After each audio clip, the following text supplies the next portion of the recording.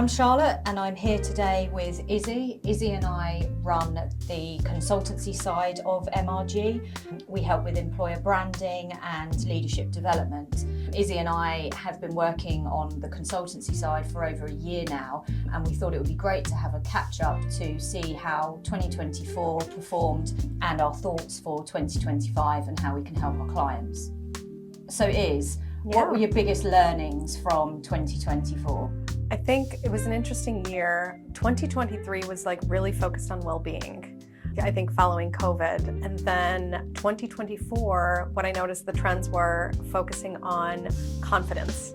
So I think people were at home, they were working by themselves, and then coming back into the office, it did something to affect a lot of people's confidence in how they lead, how they're being led, their own skills. So it was interesting because most of the trainings that we did were about confidence, which was really interesting. So how we self-sabotage, how we can get beyond that, how we can approach groups of people again. So it was very interesting how that progressed from post-COVID onward. What types of our clients did you work with? Were they the smaller companies or were they some of the larger organizations? What sectors were they? Yeah, we did a mix of both. So it was a lot of commercial real estate companies, quite large ones in the residential space. And so they were also going through a lot of changes. So people were unsure about their positions. So that was the focus, how to have people be confident despite the change in the organizations. We worked with a lot of SMEs who were growing very quickly.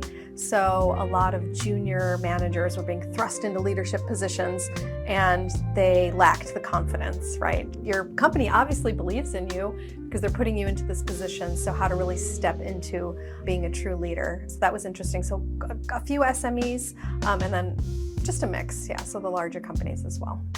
So what are the key learning and development trends for 2025? Yeah, it's really interesting because people obviously are, and I feel like this has been repeated throughout several organizations, but AI training is just very much on top. So any type of technical training, new tools, new AI tools, how we can implement them in our organization. However, I would just be keen to mention not to forget about the soft skills training because companies are so focused on technology, and then they're sort of forgetting again, we have to still invest in people because people are terrified sometimes to use technology. So why don't we do a little bit of change management training?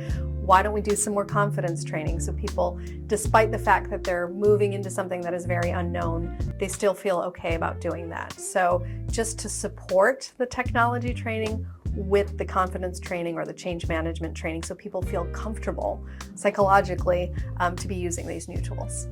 And Charlotte, how about you? What were some of the trends for 2024 and then what do you see moving into 2025?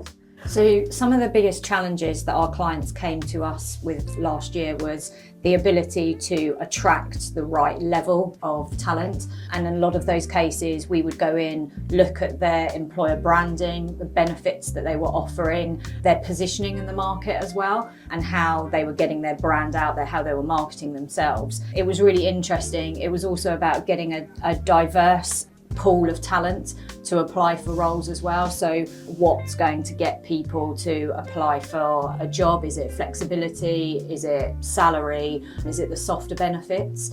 And I think we're seeing the same thing this year as well. There's just so much competition out there that it's about being able to help our clients stand out and doing more engaging marketing and talent attraction campaigns so that we can help get them the best people for the recruitment campaigns.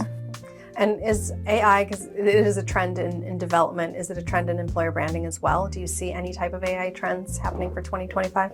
Yeah, we're using it in the business ourselves, but like you said, it's important to use it in the right way because ultimately it's still a machine that's writing things or doing things with you. And we are a people services business. In fact, actually, we're starting to market ourselves more as a full service people advisory. So obviously we can help with the attraction side of things, recruitment and the leadership development. And that's all about people and building those relationships, which you can't do through technology all of the time.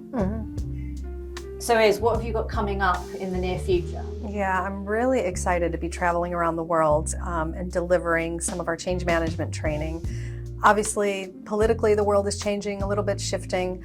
People are uncertain about the future, so meeting with different teams and getting them comfortable with change and almost embracing it, that's going to be really interesting. So traveling a bit to India, Malaysia, and also getting the best out of those teams, right? So if you have international teams, multinational teams, it's wonderful to gather data from them and gather the strengths of all these teams and help them with the data sharing and gather case studies. So it's really exciting to be able to do that on a global scale.